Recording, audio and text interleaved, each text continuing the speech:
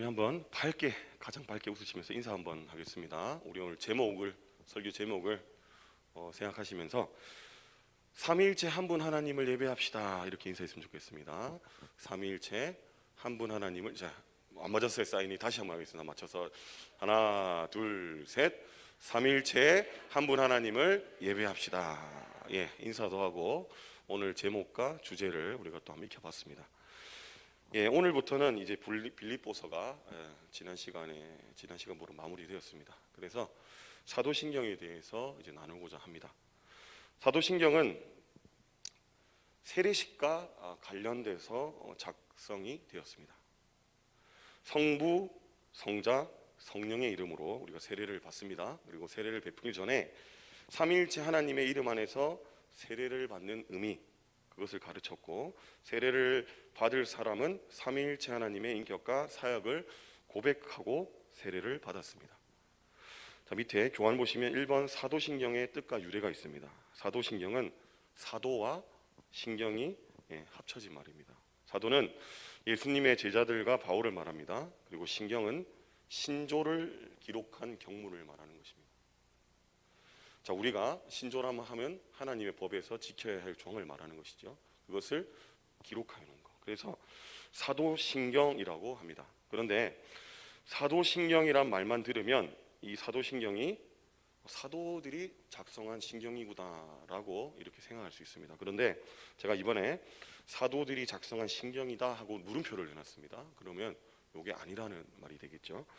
사도신경의 유래 살펴보니까 전설에 이런 내용이 있습니다.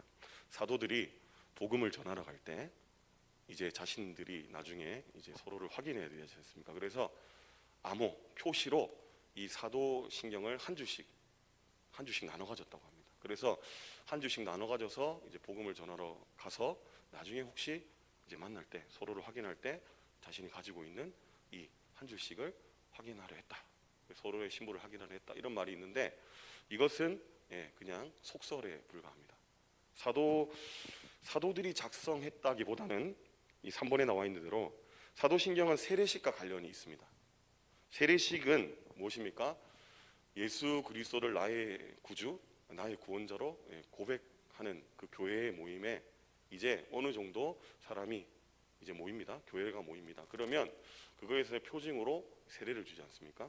세례를 주는데 같은 믿음으로 하나님을 고백할 필요가 있었습니다. 그것이 무엇입니까? 이 사도신경인 것입니다. 그 세례 문답서를 작성을 했는데 그것이 발전해서 신조문이 된 것입니다. 사도들의 전승에 의해서 이루어졌다. 사도들의 그 신앙에 의해서 이루어졌다. 계속해서 이 고백이 신앙이 계속해서 내려오면서 이 신앙은 사도들의 믿음에서 기록된 고백이다라는 그런 의미로 사도신경이 된 것입니다. 근데 이 사도신경의 내용은 한 줄로 간단하게 요약할 수 있습니다. 그것은 바로 오늘 제목이자 오늘 저와 여러분이 고백했던 그 고백입니다. 삼위일체 한 분 하나님입니다. 사도신경의 내용은 삼위일체 한 분 하나님에 대해서 고백하는 내용입니다. 저와 여러분이 사도신경을 이제 고백할 때 스크린에 이렇게 띄워줍니다. 그런데 유심히 살펴보시면 띄어쓰기가 되어 있는 부분이 있습니다. 띄어쓰기가 한 번, 두 번 되어 있습니다. 그래서 세 부분으로 나누어 놓았는데 그것은 성부 하나님, 그리고 성자 하나님, 성령 하나님을 그렇게 나누는 것입니다. 이후에 사도신경을 이렇게 고백하실 때 스크린을 한번 유심히 보십시오. 제 말이 틀렸는지 맞는지. 띄어쓰기가 딱 두 번 되어 있습니다. 성부 하나님, 성자 하나님, 성령 하나님. 그래서 사도신경의 내용은 이렇습니다. 삼위일체 한 분 하나님에 대한 내용인데 구원에 이르게 하는 믿음에 관한 것입니다. 이 믿음은 궁극적으로 삼위 하나님에 대한 내용입니다. 삼위 하나님은 성부, 성자, 성령, 삼위일체 한 분 하나님이십니다. 성부 하나님은 성도의 아버지 되시고, 성자 하나님은 성도를 구원하신 예수님이시고, 성령 하나님은 성도를 도우시는 분입니다. 이후에 뒷장에서 좀 더 자세하게 살펴볼 건데 1번 성부 하나님에 대해서 제가 적어 놓았습니다. 성부 하나님은 우리의 창조주가 되십니다. 성부 하나님께서 우리의 창조자라는 것을 믿는다면 우리를 향하신 그분의 뜻에 따라서 살아야 마땅합니다. 자, 삼위일체 한 분 하나님 말할 때 성부, 성자, 성령 하나님 말하는데 우리는 이 삼위일체 한 분 하나님을 세 분이라 말하지 않습니다. 한 분 하나님이라 말합니다. 이 점에 대해서는 뒤에서 나눌 것인데, 그런데 삼위, 위격에 대해서 이 위치, 역할에 대해서 다른 것을 우리가 말합니다. 다른 세 위격을 가지고 계시지만 하지만 한 분 하나님이시다. 이것은 성경에 삼위일체라는 단어는 나와 있지 않습니다. 삼위일체라는 단어는 나와 있지 않지만 성경을 유심히 살펴보면 하나님께서는 삼위일체 한 분 하나님이신 것을 증거하고 있습니다. 말씀이 그렇게 증거하고 있다는 것입니다. 이것은 인간의 지혜로 다 이해할 수 없는 하나님의 신비입니다. 어떤 학자는 말했습니다. 저 대양에 물을 다 퍼서 담는 것이 삼위일체 한 분 하나님을 이해하는 것보다 더 쉽다. 이것은 하나님에 대한 영역이며 신비입니다. 우리가 다 이해할 수 없는 영역입니다. 하지만 말씀은 우리에게 삼위일체 한 분 하나님을 증거하고 있는 것이 사실입니다. 그렇다면 저와 여러분은 말씀이 증거하고 있는 한에서 이 삼위일체 한 분 하나님을 바르게 알아야 됩니다. 하지만 우리가 다 이해할 수는 없습니다. 다 이해하지 못한다고 해도 하나님 주신 믿음으로 우리가 삼위일체 한 분 하나님을 믿고 섬길 수 있다는 것입니다. 그래서 성부 하나님은 굳이 구분을 해놨습니다. 이 말씀을 드리기 전에 정확하게 알아야 될 것은 천지 창조 때나 태초 전부터 영원까지 삼위일체 한 분 하나님은 함께 계셨다는 것입니다. 천지 창조 때 성부 하나님 계셨다. 그리고 이 땅에 오신 예수님 때 예수님 혼자 계셨다. 그리고 지금은 성령님의 시대 아닙니까? 성령님의 주된 사역으로 성령님의 시대랍니다. 지금 성령님만 계신다. 이것은 다 옳지 못한 표현입니다. 다 성부, 성자, 성령 하나님, 삼위일체 하나님을 설명하지 못하는 내용입니다. 천지 창조 때는 물론이며 태초 전부터 영원까지 삼위일체 한 분 하나님은 함께 계십니다. 그런데 지금 굳이 나누는 이유는 그냥 설명하기에 이해를 돕고자 이렇게 나누는 것입니다. 정확하게 말하면 천지 창조 때 삼위일체 한 분 하나님 함께 사역하셨습니다. 저희가 함께 읽었지 않습니까? 창세기 1장 1절을 읽었습니다. 태초에 하나님이 천지를 창조하시니라. 그리고 뒤에 하나님의 영은 수면에 운행하시더라. 그리고 요한복음 1장 1절을 또 읽었습니다. 뭐라 되어 있었습니까? 태초에 말씀이 계시더라. 그 말씀은 곧 하나님이시다. 천지 창조 때 하나님께서 말씀으로 이 세상 모든 만물을 창조하셨습니다. 말씀은 그 로고스, 요한복음 1장 1절에 말씀하고 있고 요한복음 이후에도 말씀하고 있는 말씀이 육신이 되어 우리 가운데 거하신 예수 그리스도를 말합니다. 그러면 태초 전부터 영원까지 삼위일체 한 분 하나님은 함께 하신다. 그것을 전제로 우리가 이것을 살펴봐야 된다는 것입니다. 그렇지 않으면 제가 전하는 내용은 성경과 다른 내용이 되어버리는 것입니다. 그리고 성경은 곳곳에서 이 삼위일체 한 분 하나님을 증거하고 있습니다. 한 가지 더 예를 들어 드린다면 예수님께서 세례를 받으실 때 어떤 일이 났습니까? 하늘로서 소리가 있었습니다. 하늘로서 아버지의 소리가 있었습니다. 성부 하나님의 소리가 있었습니다. 내 기뻐하는 자다, 내 아들이라. 그리고 무엇이 비둘기같이 내렸습니까? 성령이 비둘기같이 내렸습니다. 삼위일체 한 분 하나님이 또 그 가운데 증거되고 있습니다. 그래서 이렇게 나눠놓은 것은 그냥 설명을 쉽게 드리고자 나눠놓은 것입니다. 성부 하나님 우리의 창조입니다. 성부 하나님은 창조의 주라 우리가 말합니다. 그리고 성부 하나님은 우리의 예배를 받으시는 분, 우리의 기도를 받으시는 분, 우리의 영광을 받으시는 분이라고 합니다. 그래서 이 성부 하나님이 우리의 창조하심을 믿는다면 우리는 우리의 뜻이 아닌 그분의 뜻을 위해 살아야 됩니다. 우리의 예배를 받으시는 분임을 믿는다면 우리의 예배로 우리가 높아지는 것이 아니라 이 성부 하나님을 높이고자 해야 됩니다. 기도를 들으시는 분이라 믿는다면 우리의 만족과 유익을 위해서 기도 드리는 것이 아니라 누구를 위한 기도를 드려야 되는 것입니까? 바로 이 성부 하나님을 위한 기도를 드려야 되는 것입니다.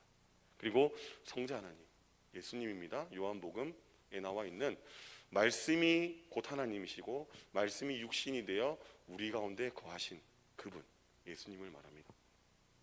예수님은 우리를 죄에서 구원하여 주신 분이십니다. 예수님께서 우리의 구원자이심을 믿는다면 우리는 더 이상 죄의 종으로 살아가지 않습니다. 하나님의 자녀로 살아가야 됩니다. 왜 그렇습니까? 예수 그리스도의 그 대속의 은혜로 우리는 무서워하는 죄의 종이 아닙니다. 더 이상 우리는 하나님의 자녀가 되었습니다. 더 이상 죄의 명령을 따르지 않습니다. 두려워할 필요도 없습니다. 우리는 하나님의 그 은혜 안에서 하나님의 자녀로서 합당한 삶을 살아가게 된다는 것입니다. 때문에 예수 그리스도의 십자가와 부활로 인하여서 저 성부 하나님께서는 우리의 예배를 받아주십니다. 우리가 하나님께 예배드릴 때 하나님께서 우리의 예배를 받아주시는 것은 그 근거는 우리에게 있지 않습니다. 우리가 무언가 합당한 자격이기 때문에 그렇게 된 것이 아닙니다. 우리는 여전히 죄인입니다. 이 땅 가운데서는 여전히 죄를 짓고 삽니다. 하지만 우리 가운데는 율법에 나타난 또 다른 의, 예수 그리스도의 의를 믿는 믿음이 있습니다. 우리가 그 예수 그리스도의 의를 믿을 때 완전한 하나님이시면 완전한 인간이시며 하지만 죄는 없으신 예수 그리스도의 그 의를 보시고 하나님께서는 우리도 의롭다고 말씀해 주시는 것입니다. 우리의 모든 것을 예수 그리스도의 의로 덮어주십니다. 그래서 하나님께 나아갈 때 우리는 예수 그리스도를 통해서 나아갑니다. 우리의 예배를 받으시는 아버지 하나님께서 왜 우리의 모든 것들을 들어주십니까? 예수 그리스도의 의 때문입니다. 우리가 그래서 기도드릴 때 항상 마지막에 이렇게 고백하지 않습니까? 예수님 이름으로 기도드립니다. 그 근거가 바로 예수 그리스도의 의로 인하여서 하나님께서 우리의 모든 것을 기뻐 받으신다라는 것입니다. 세 번째, 성령 하나님입니다. 우리의 성화라고 제가 적어놨습니다. 성령 하나님은 우리를 거룩하게 하시는 분입니다. 성령님께서 우리를 거룩하게 하심을 믿는다면 우리는 더 이상 육신대로 살지 않습니다. 우리는 구원받은 자로서 하나님 원하시는 그 모습으로 살아갑니다. 우리가 구원받았는데 우리가 고의로 죄를 지을 수 없습니다. 왜 그렇습니까? 우리 속에 내주하시는 성령님께서 우리가 죄 가운데 있으면 우리 가운데 아파하십니다. 우리가 더 이상 죄 가운데 살지 못하도록 우리를 새롭게 하셨습니다. 우리는 그리스도 안에서 새롭게 된 피조물입니다. 이전 것은 지나갔으니 보라 새 것이 되었도다 말씀하시는 새 피조물입니다. 우리는 거듭났습니다. 그렇기 때문에 더 이상 우리는 육신의 소욕대로 살지 않습니다. 성령의 소욕대로 살아갑니다. 그것이 우리의 안에서 나온 능이 아닙니다. 바로 우리 가운데 함께 하시는 성령님의 인도하심이며 도우심이며 능력이라는 것입니다. 따라서 우리는 육신의 만족과 쾌락을 추구하지 않습니다. 인간적인 썩어질 업적을 위해서 살아가지 않습니다. 무엇을 위해 삽니까? 성령의 열매를 맺는 거룩한 삶을 위해서 살아간다는 것입니다. 저와 여러분이 예수 그리스도로 인하여서 구원받은 하나님의 백성입니다. 그로 인하여서 하나님 앞에서 의인이 되었습니다. 그렇다면 우리는 더 이상 육신의 소욕대로 죄를 짓는 삶을 살아갈 수 없습니다. 왜 그렇습니까? 성령님께서 우리를 위하여서 도우시기 때문입니다. 이와 같이 성령도 우리를 도우시다니 우리가 마땅히 깃발을 알지 못하나 성령이 말할 수 없는 탄식으로 우리를 위하여서 친히 간구하시느니라. 우리가 죄 가운데 나간다면 성령님께서 우리를 말할 수 없는 탄식으로 도우시며 기도하십니다. 그렇기 때문에 우리는 더 이상 하나님의 뜻 외에는 우리의 목표로 두고 살아갈 수 없다는 것입니다. 우리 가운데 착한 일을 시작하신 이가 그리스도 예수의 날까지 주님 다시 오는 그날까지 이루시리라. 우리가 그러한 믿음으로 이 세상을 성령님의 도우심으로 살아가야 할 것입니다. 뒷장을 보시면 그러면 사도신경이 우리에게 무슨 유익을 주는가? 오늘은 개론 부분이니까 다음 시간부터는 이 사도신경을 좀 자세하게 한 줄 혹은 한 단어, 하는 몇 단어 이렇게 자세하게 살펴볼 건데요. 오늘은 개론 부분입니다. 유래와 그리고 구분과 오늘 마지막으로 유익에 대해서 살펴볼 것입니다. 유익을 세 가지로 정리해 보았습니다. 사도신경의 유익 첫 번째는 사도신경은 기독교 교리를 쉽게 이해하는 데 도움이 됩니다. 도움을 준다는 것입니다. 우리 성경에 나와 있는 이 말씀을 그죠? 교리로 잘 정리해놔서 그것을 다 한다면 얼마나 좋겠습니까? 그런데 그 교리는 너무나 딱딱하기도 하고 어렵습니다. 너무나 범위가 광범위합니다. 다 알기는 너무 힘들다는 것입니다. 그런데 사도신경을 우리가 정확하게 이해하면 그 교리들의 축소판이 압축해 놓은 것이 바로 사도신경이라는 것입니다. 중요한 교리를 간결하게 압축하여 놓아서 누구나 쉽게 접하고 이해하고 고백할 수 있도록 해놓은 것입니다. 사도신경은 이처럼 중요합니다. 중요하고 그리고 너무나 보편성이 있습니다. 보편성이라는 것은 우리가 지금 여기서 고백하는 것처럼 저기 옆에 있는 S교회도 그죠? 저기 앞에 있는 B교회도 다 같이 고백한다는 것입니다. 동일한 고백으로. 그러니까 이것은 중요하며 어디서나 널리 다 이단 아닌 이상 널리 다 허용될 정도로 가장 기초 중에 기초라는 것입니다. 그런데 이 사도신경이 기초 중에 기초지만 이 사도신경을 자세하게 다루고 정확하게 다루는 교회는 잘 없습니다. 왜냐하면 이 교리적인 부분이 때로는 좀 어렵기도 하고 때로는 조금은 지루하기도 하기 때문입니다. 그래서 성경 말씀이 아닌 다른 것으로 승부를 보려고 합니다. 말씀만으로는 부족하다라는 이 어디서 근거 없는 생각이 나와서 말씀이 아닌 다른 프로그램으로 어떤 다른 것으로 승부를 보려 하지만 말씀으로 부족하지 않습니다. 말씀이면 충분합니다. 그것을 잘 요약해 놓은 것이 사도신경입니다. 기초 중에 기초, 중요하다는 것입니다. 이 사도신경에 대해서 교리가 압축되어져 있다고 말씀드렸는데 예를 들어서 제가 몇 개를 적어놨습니다. 신론, 구원론, 성령론 등등 다 있습니다. 사도신경에. 한 가지 예를 들어서 신론을 살펴보고자 합니다. 오늘 시간 관계상 신론을 살펴보면 우리는 삼위일체론을 따릅니다. 삼위일체론은 무엇입니까? 제가 어떻게 했네요. 성부, 성자, 성령의 위격이 서로 구별되면서 본질은 같다. 다른 위격으로 존재합니다. 하지만 한 분 하나님이다. 본질은 하나님 한 분이라는 것입니다. 빌립보서 2장에 나와 있는 대로 예수 그리스도는 누구의 본체를 했습니까? 하나님의 본체를 했습니다. 그것이 본체라는 것이 본질이라는 말인데 하나님 그 자체라는 말입니다. 하나님 그 자체다. 태초전부터 존재하셨던 하나님 그 자체다. 예수 그리스도께서는 똑같다는 말입니다. 하지만 위격으로 나눈다. 위치적으로 나뉜다. 하지만 하나님은 한 분이시다.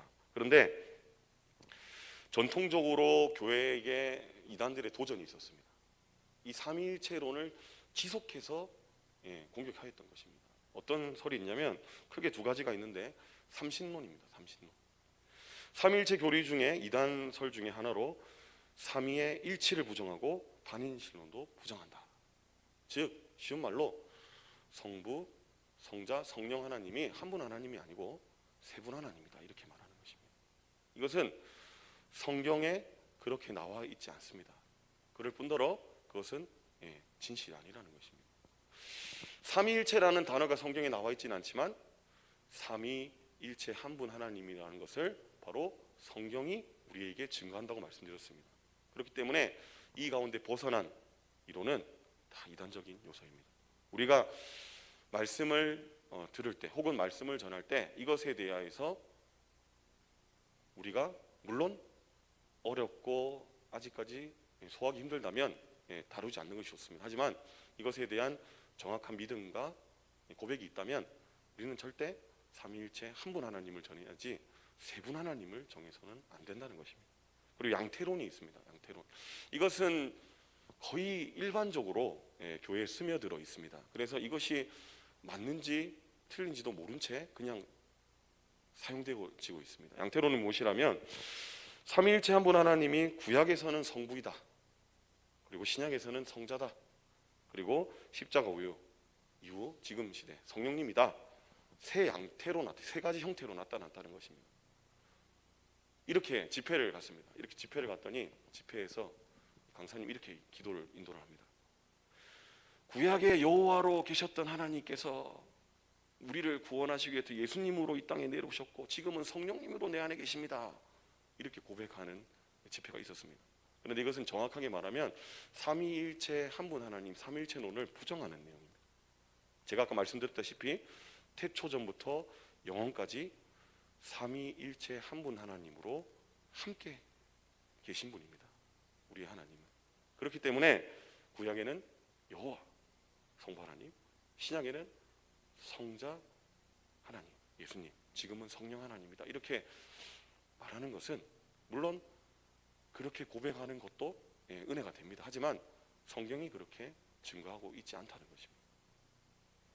우리는 정확한 하나님을 고백해야 됩니다. 그렇기 때문에 사도신경을 공부할 필요가 있다는 것입니다. 그리고 사도신경을 공부하고 정확하게 우리가 이해한다면 지금 나눠드린 이 내용이 신론에 대한 중에서도 삼위일체에 대한 내용입니다. 그런데 사도신경에는 이런 교리적인 부분이 짧은 내용이지만 엄청나게 많이 압축되어 있다는 것입니다. 그래서 사도신경을 잘 공부하면, 잘 이해하면 저와 여러분의 이 기독교의 교리를 이해하는 데 있어서 큰 도움이 된다는 것입니다.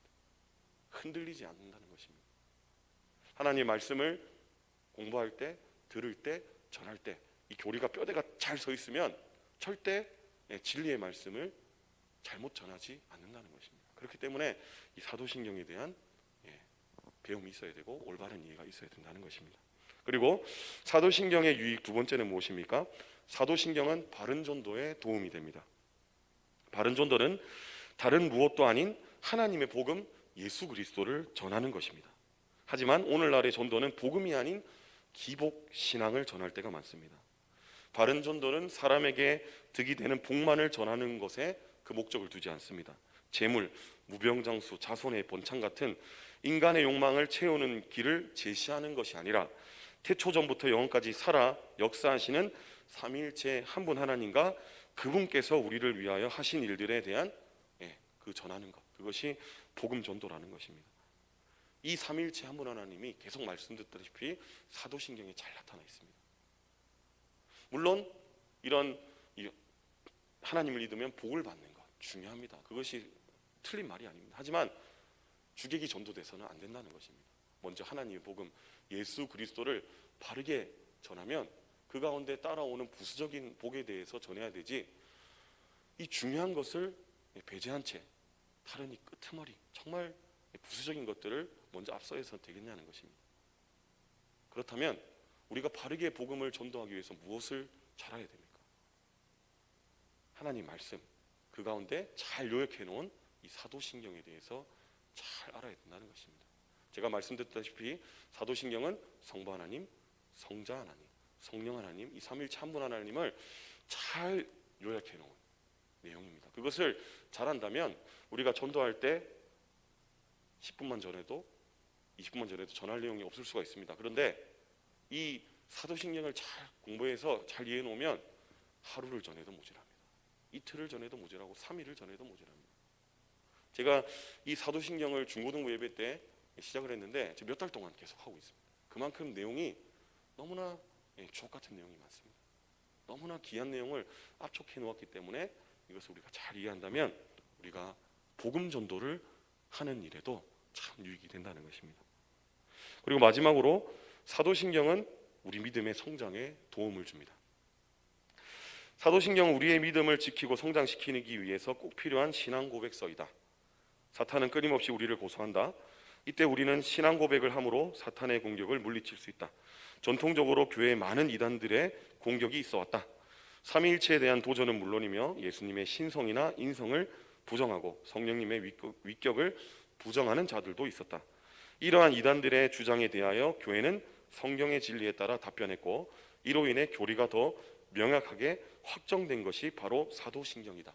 역설적으로 말해서 이단이 교회의 교리를 지키는 데 도움을 준 것이다. 스승이 된 것이다. 따라서 이 사도신경은 현재 우리의 신앙을 지키고 성장시키는 것에 큰 도움을 준다. 사도신경이 왜 우리에게 도움이 됩니까? 우리의 신앙을 지키고 성장시키는 데 도움을 줍니다. 왜냐하면 끊임없이 사탄 마귀는 우리의 믿음을 공격합니다. 믿음을 공격하는데 무엇을 흔들려고 합니까? 우리의 믿음 어디서 합니까? 말씀에서 납니다. 말씀을 들으면서 나는데 이 말씀의 근간을 계속해서 흔들려고 하는 것입니다.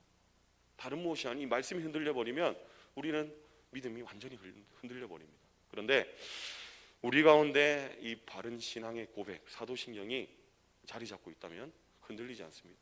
전통적으로 교회에 이 삼위일체론에 대한 도전이 있었습니다.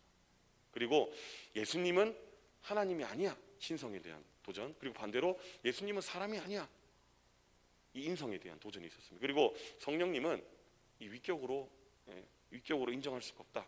그냥 어떤 능력, 에너지, 그런 쪽으로 생각했습니다. 이것도 맞지 않습니다. 그럴 때마다 계속해서 우리의 믿음의 선배들은 계속해서 그것에 반박하는 내용을 만들어 갔습니다. 그것이 다듬어지고 정이 생기면 반이 생기고, 또 합의돼서 정리되면 또 반이 생기고, 그것이 계속해서 다듬어지고 내용이 보충되고 그렇게 내려온 게 바로 사도신경이라는 것입니다.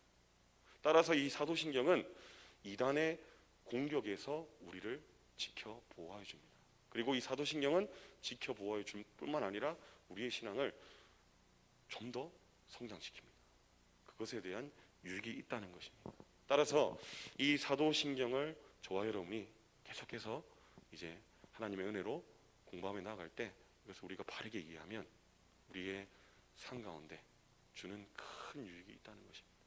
이 사도신경을 통하여서 우리의 믿음이 더욱더 자라납니다. 믿음의 성장은 무엇에 비례합니까? 말씀에 비례합니다. 우리가 말씀을, 이 교리를 더욱더 알아간다면 우리의 믿음의 성장은 자연스럽게 이루어지는 것입니다. 그리고 우리가 복음을 전할 때도 이제는 바른 하나님의 말씀으로 전하는 것입니다. 세상이 추구하고 있는 어떤 기복 신학적인 요소가 아니라 그것을 다 배제한 채 하나님의 진리의 말씀 그대로 전하게 된다는 것입니다. 그리고 마지막으로 우리의 신앙이 흔들리지 않도록 안전장치가 된다는 것입니다. 이 전통적으로 내려온 이 신앙 고백, 이것이 우리의 가슴 가운데, 마음 가운데 심겨져 있으면 우리의 선배들이 다 이미 겪어왔던 그 공격들을 우리가 다 막아설 수 있게 된다는 것입니다. 따라서 저와 여러분의 앞으로 사도신경을 해 나감에 있어서 하나님의 은혜가 있기를 먼저 바랍니다.